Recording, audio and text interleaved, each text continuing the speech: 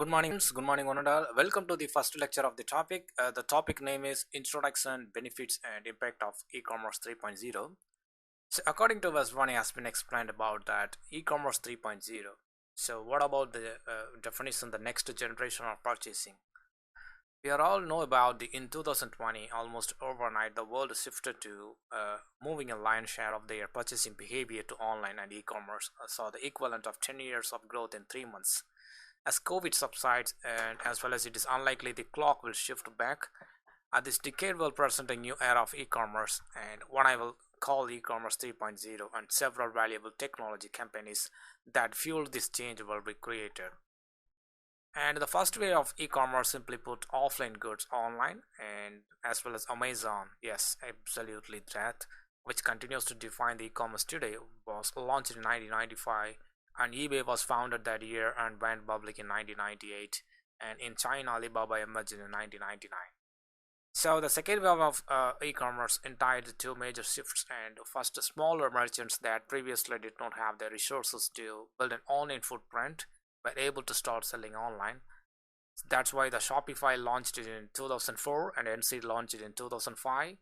So according to BigCommerce, the cost to build an online store in 1999, excluding inventory and warehousing and shipping cost, was roughly 100k dollars million, roughly, because the various today putting up an online store can cost the cost as a little as a $30 and can be launched in a day. And second one is the conversation stopped being about online only versus brick and mortar model, because Amazon purchased Whole Foods for $13.7 billion, and several companies that started as online only, such as Casper, Warby Parker, Everland, Outdoor Voices, and Allbirds, are launched physical storefronts. Traditional brands such as Walmart, Home Depot, Best Buy, Target, Kroger, and Costco have shifted to become e-commerce giants in their own right. Today, we are at the cusp of another fundamental shift in the world of e-commerce, because on the consumer side, the most innovative retailers have realized that they need to deliver a purchasing experience wherever the consumer is, whatever that is on the website, mobile application, social feed, text thread, live video, shopping, email, or in-store. It is not just about incorporating a website or mobile applications or building some demo store. The sheer number of channels where a consumer can make a purchasing decisions, and it has grown significantly. You know that by the end of 2020, 49 million consumers opted to receive SMS communications from preferred brands. In May 2020, on Facebook and Instagram launched the shop, allowing businesses to create online stores for free with live shopping functionality. And Walmart and TikTok announced a partnership in December to test a shoppable product experience wherein TikTok users and they can buy a Walmart fashion items without ever leaving the application. And on the back end, in order to deliver a unified experience to consumers across so many channels, and retailers needed to have an integrated with that view across the clienteling and the loyalty, stock inventory and order management, pricing and the promotions, and customer support and returns management. I want my interactions on Instagram to be reflected in my email marketing or my request for a return on a WhatsApp thread by delayed and related to the physical store where I'm dropping off the item, and the author explained that. So the problem is that the only a handful of retailers today have a 360-degree view of their customer. Most struggle with separate ideas, data, silos, and systems that are not interconnected. A global retail span is set to reach $6.3 trillion by 2024. That is a massive opportunity for a number of valuable technology companies to emerge that help retailers across this channel. And e-commerce 3.0 is going to be all about composable commerce. First, many sophisticated merchants are opting for headless architectures, and a headless construct that front end and UI layers decoupled from the back end. This structure allows the front-end developers to easily add or change front-end experiences without disrupting the back-end. On the back-end, developers can leverage best-of-breed tools and microservices of their choices without needing to reconfigure their entire platform. At the stake is in a construct with a monolithic architecture where the backend and front end of a website were closely tied together, limiting the layout, system, and the designs to whatever was permitted by the content management system. So it is very significantly easier for developers to adopt a microservices a based approach where a developer can choose best of breed players across every part of their commerce stack like payments and checkout, marketing process, order management to create a commerce experience suited to their needs. So some of the explanation need to consider about that the two architectures levels, and this first one second one is if even if a retailer does not decide to go headless, and there is a growing trend towards using microservices in commerce. And we know that older software problems like Magento or reconfiguring their solution to enable it to work with products and solutions outside the Magento ecosystem. So large commerce companies like Shopify, WooCommerce, and BigCommerce have made massive investments in growing their partner ecosystem. As inside, Shopify had over 4,600 applications in their ecosystem in 2020, and we have witnessed several companies get to massive scale just by selling on these application stores. So according to Sam DeLay has been explained about that the e-commerce growth, that about one fifth of all retail purchases are made online, which amounts to more than $1 trillion in online retail sales. By 2026, that number is forecasted to grow to about 25%. For some perspective, consider that in 2004, e-commerce sales only made up 2% of the purchases in the United States.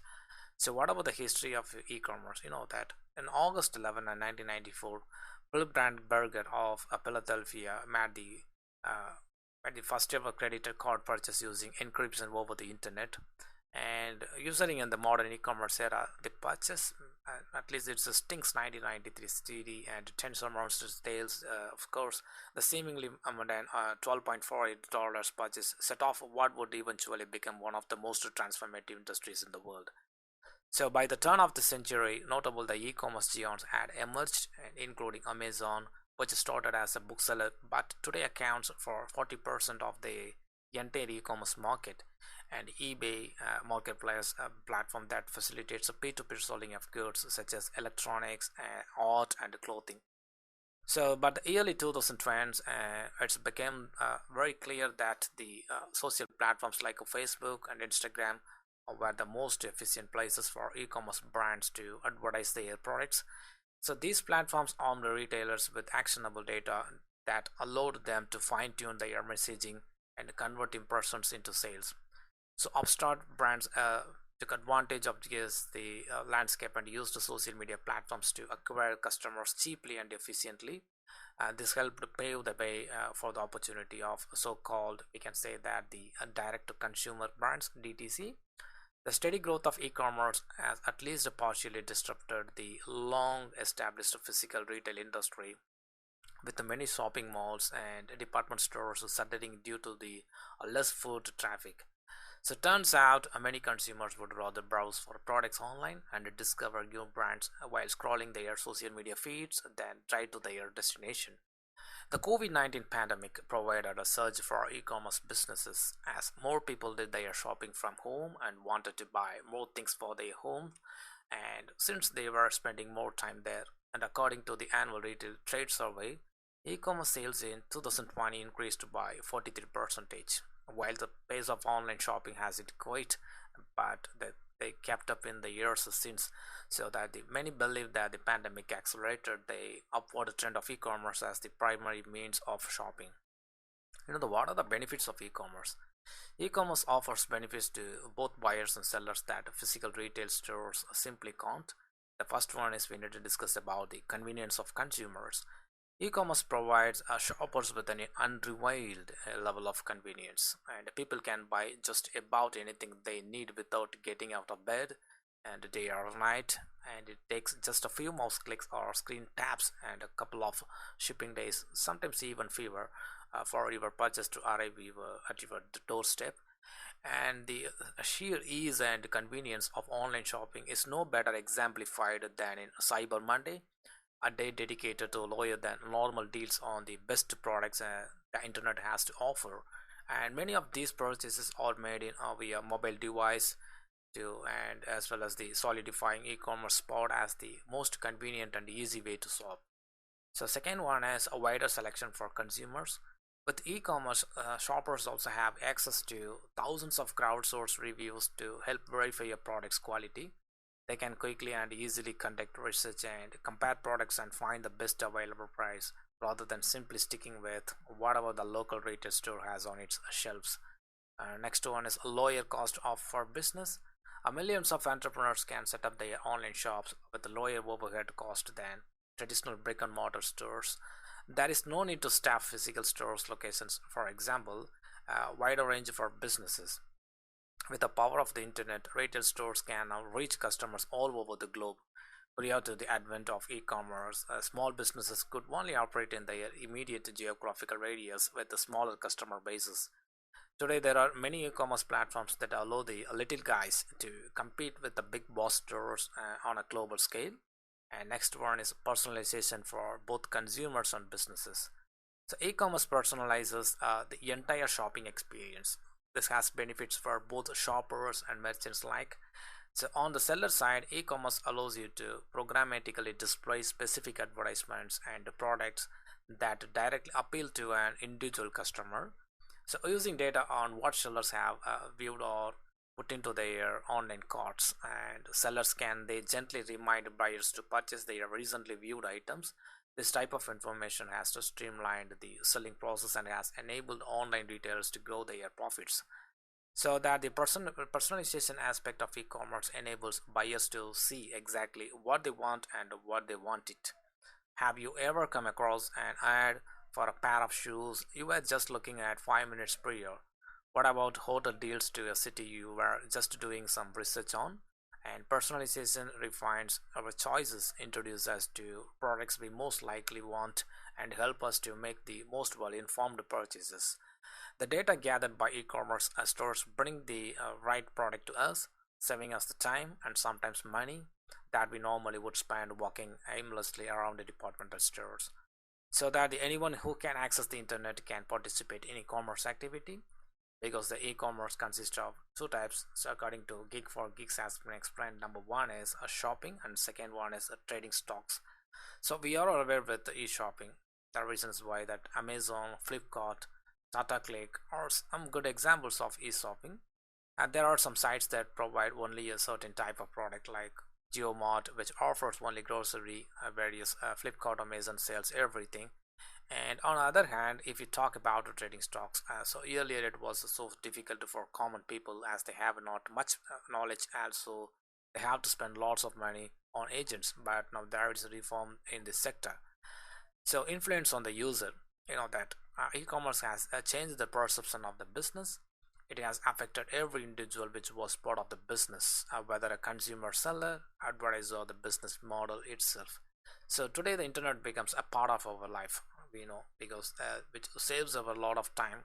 We cannot imagine going to banks every day for smaller transaction and all. We are engaged in so much work that we do not have time for shopping, and here the e-commerce comes into the picture that offers comfort, convenience, comfort, and most importantly it saves time. So that there are many advantages of e-commerce, but at the same time it has some limitations. Let's evaluate some e-commerce closely. So what are the advantages of e-commerce? E-commerce is not only beneficial for the customers but is also beneficial for the sellers. Let us discuss some of the advantages of using e-commerce, starting from the global markets. The e-commerce has the potential to expand your business without any geographical barriers. For example, uh, Mr. Crystal owns a business of electronic equipment in interstates, then he can sell only in his city. But when he'll go online, then he can target his audience globally. That is why we say e-commerce has a very huge potential. The second one is save operational cost. E-commerce can save operational cost, which again helps the sellers earn more profit. For example, so Ria wants to sell a book, so she needs a good place where she gets footboards as well as goods and design store that can attract an audience. While selling her books online, she only needs a goods website that is cheaper than an online or offline store. So what about the greater choice? In online stores, consumers have many choices of goods as they can buy their product from anywhere in the world. Also, the seller doesn't have to worry about the space as they store in online. So even they can offer a lot of products as much as they wish. Next one is the saves time. E-commerce also saves time as well as the process of selection and payment in online shopping is quite short. There is no requirement to go to offline stores. So here you can save travel time too. So next one is lower prices. In offline stores, many middlemen were involved due to these consumers have to pay more. In the case of online shopping, the consumer can directly purchase from the producer. Also, the online market is expanded globally, which increases the competition between producers and results in lowering the cost, ultimately benefiting consumers. So, what about the availability of information? In our country, we have a right under consumer protection law called the right to inform, where every individual has the right to know about the quality, quantity, purity, and the price of the product to protect consumers against unfair trade practices. This right is offered by online stores. Any individual can compare the goods, read the review, and afterwards they can purchase the product. The next one is convenience. One of the major advantages of e-commerce is convenience.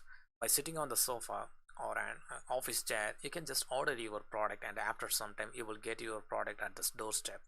You do not need to visit stores, but only you need a device on good internet. Next one is instantaneous purchase. You know that the digital products like music, ebooks can be purchased and downloaded at the same time. The consumer has no need to go to offline stores and wait for their product. So final one is online advertising. Many people ignore this point when we discuss the advantages of e-commerce, but e-commerce has expanded the scope of advertising process. Nowadays, the seller can market his or her product through email marketing, social media marketing, inbound marketing within a limited budget and can reach more people.